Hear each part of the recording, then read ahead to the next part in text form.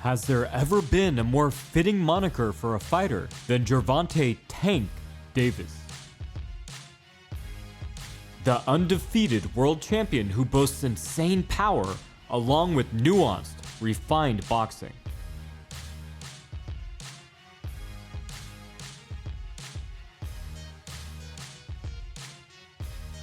Born and raised in one of the most dangerous and resource-deprived areas of Baltimore, Davis used the square circle as a life raft, his family signing him up to learn boxing at age 7.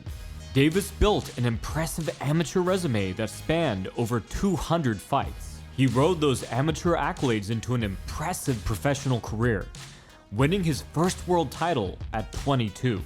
Now, sitting atop boxing's A-list, Davis is a reigning lightweight champion with 29 wins, 7 of which came against fellow undefeated fighters. And while Tank has an impressive list of athletic accomplishments, it's his devastating power and underrated defensive fluency that electrifies crowds and terrifies opponents. With a 93% KO rate, Tank is true to his name, and when he hits, it hurts. Davis is a hard-hitting southpaw with the aggression of a brawler, but the nuance of an Olympic fencer. Davis embodies boxing's natural dichotomy, risk versus reward. It's in the way he mixes boisterous offensive bursts with subtle, almost imperceptible defensive flourishes. And while Tank's opponents are worrying about the gloved missiles sailing their way, they miss the little things, the finer details that keep them from landing shots of their own. So while Tank's game appears to be unbridled fury, it's actually propelled by an unmistakable and cold-blooded respect for the sweet science. To start with, Davis loves to lead with a ballistic rear hand. It's a traditional southpaw strategy since it's easier to land against opposite-stanced opponents. But Tank takes this idea to the extreme. While other southpaws incorporate the rear hand like a jab, using it alongside other weapons to set up more punishing shots, that isn't Tank's style. Instead, he launches his rear hands like standalone heavy artillery, exploding forward with little to no setup. This is of course extremely risky, but Tank can help stay safe and increase his odds of landing by adding a lot of variety to his rear hand attacks. Whether he's throwing a cross or a hook to the head or the body, or an uppercut, Tank's accurate left hand is like a heat-seeking missile. While the uppercut is perhaps his most terrifying shot, he has plenty of knockouts with straights and hooks. Needless to say, Tank's opponents have a lot to worry about. But this probably wouldn't work if Tank didn't break another fundamental rule of boxing, ignoring boxing convention to unpin his rear foot and move into his attacks. While this normally leaves the fighter out of position and overextended, Tank has an answer for that. Expecting a counter, Davis employs a mix of shoulder bumps, frames, and head movement immediately after launching himself into his punch, allowing him to limit his opponent's responses and stifling what should be a golden opportunity for them to retaliate. The shoulder bump lets him aggressively take space and unsettle his opponent's base of support. Framing can do the same, but there's more control over repositioning.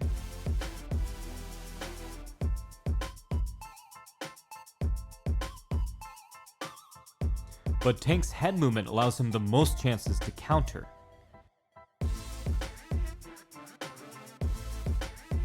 He'll use his great vision and reflexes to move his head into safe pockets within close to mid-range. Stepping into his shot helps compound the concussive force behind his blows, and having his feet more even can help him cut off the ring.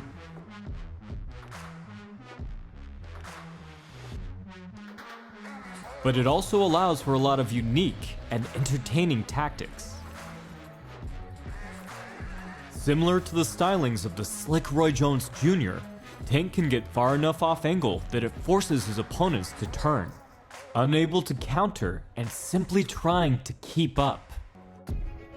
A truly developed fighter, Tank has a few ways to flow into his punch.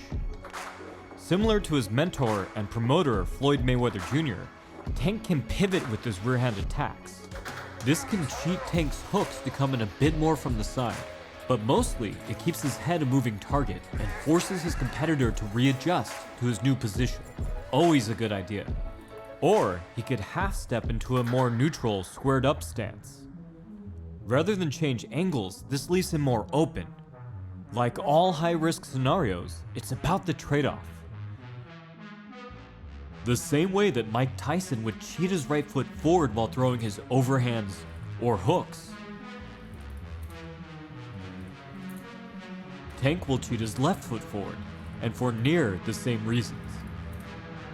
To begin with, it positions both hands within easy striking distance. Concurrently, the squared up stance gives him more distance to shift his weight side to side.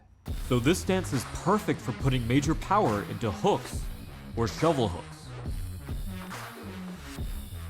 While a neutral stance is inherently more dangerous, it also aids lateral movement, meaning that from this stance, Tank has more escape routes in different directions. And with Tank's footwork speed, these escape routes often lead to new, advantageous positions that set up punishing combinations.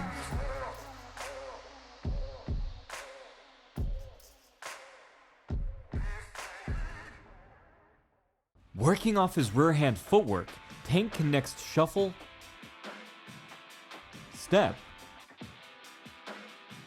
or pivot to quickly alter his position. Tank's a little unusual for a southpaw in that he prefers to move to the open side. If his opponent is orthodox, then this will be to Tank's left.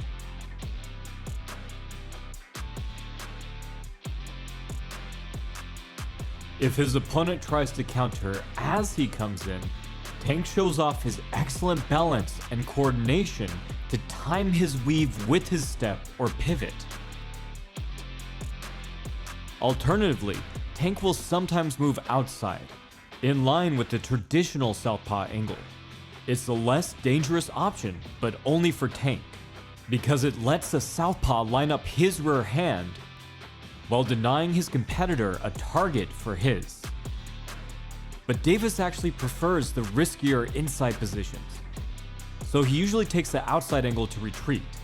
This position could potentially run Tank into their lead hand, so at times he relies on nothing more than a quick turn of his head to keep him safe.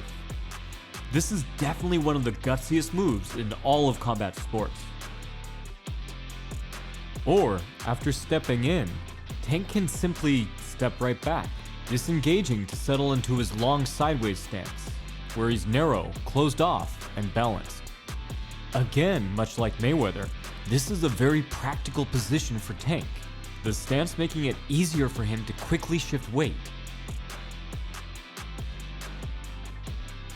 So with a quick adjustment, he can easily advance, retreat, or counter.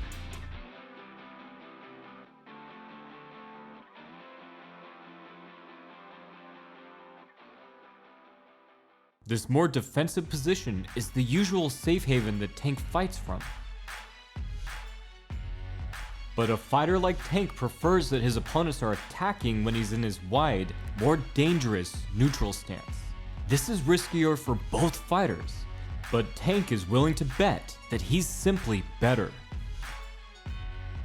By leaving himself open, he can bait opponents into throwing their own rear hand attacks. They leave themselves exposed. Walking into a firefight, they end up completely outgunned, because the point of all those defensive strategies and angular footwork is to set up power shot counters against his opponent's power shots. Tank wants them thinking he's fleeing, but in reality, it's nothing more than a tactical retreat, drawing them out into the open before he launches his barrage. The counters he uses are all fairly standard, if he had his left foot forward, but Tank's ability to counter with his rear hand against rear hand attacks while weaving punches and changing angles, and maintaining knockout power with near every blow is absolutely extraordinary.